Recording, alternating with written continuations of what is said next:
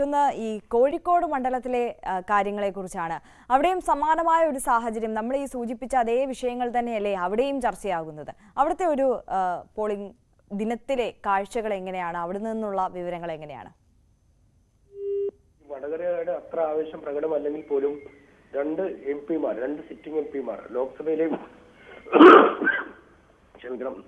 ലോക്സഭയിലെയും രാജ്യസഭയിലെയും sitting M പിമാർ മാറ്റിവെച്ച ഒരു മണ്ഡലമാണ്. രണ്ട് മുതിർന്ന നേതാക്കന്മാർ, കോൺഗ്രസിന്റെയും CPM-ന്റെയും മുതിർന്ന നേതാക്കന്മാർ മത്സരിച്ച മണ്ഡലമാണ്. അവിടെയും ഈ പോളിംഗ് ശതമാനത്തിൽ ഏതാണ്ട് 5% കുറവ് തന്നെയാണ് ഇപ്പോൾ രേഖപ്പെടുത്തിയിരിക്കുന്നത്.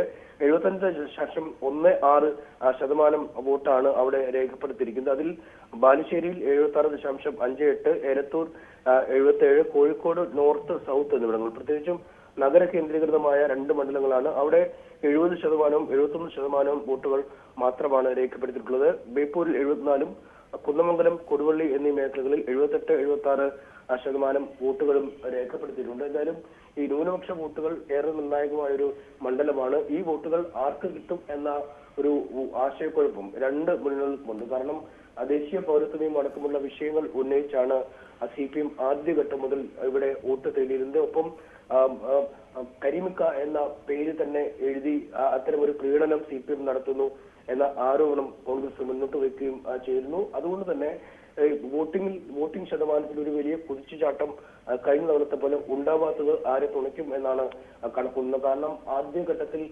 വളരെ ചുരുങ്ങിയ വോട്ടുകൾക്ക് ജയിച്ച MK രാഘവൻ പിന്നീട് ഓരോ തെരഞ്ഞെടുപ്പുകളിലും തന്റെ ഭൂരിപക്ഷം വർദ്ധിപ്പിക്കുന്ന ഒരു സാഹചര്യത്തിലേക്ക് എത്തുന്ന കാഴ്ചയാണ്. അവിടെ നിന്നാണ് ഈ പോളിംഗ് ശതമാനത്തിലെ ഇടിവ് വന്നിരിക്കുന്നത്.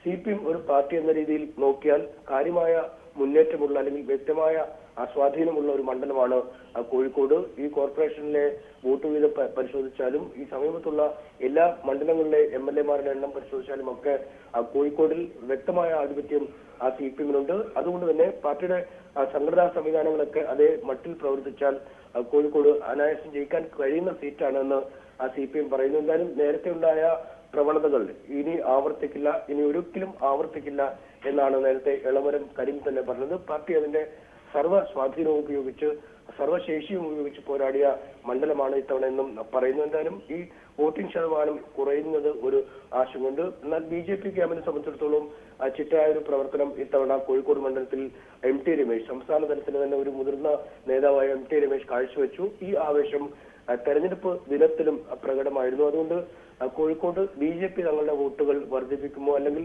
വർദ്ധിപ്പിച്ചാൽ ഏത് മുന്നണിയുടെ ഭാഗത്തു നിന്നുമാണ് ഇത്തരം വോട്ടിൽ ഒരു ചോർച്ച ഉണ്ടാകുന്നത് എന്നതൊക്കെ ഒരു ചർച്ചയായി മാറും. എന്തായാലും ഇതടക്കമുള്ള കാര്യങ്ങൾ കോഴിക്കോട്ടെ ജനവിധിയിൽ പ്രതിഫലിക്കും. തീർച്ചയായും.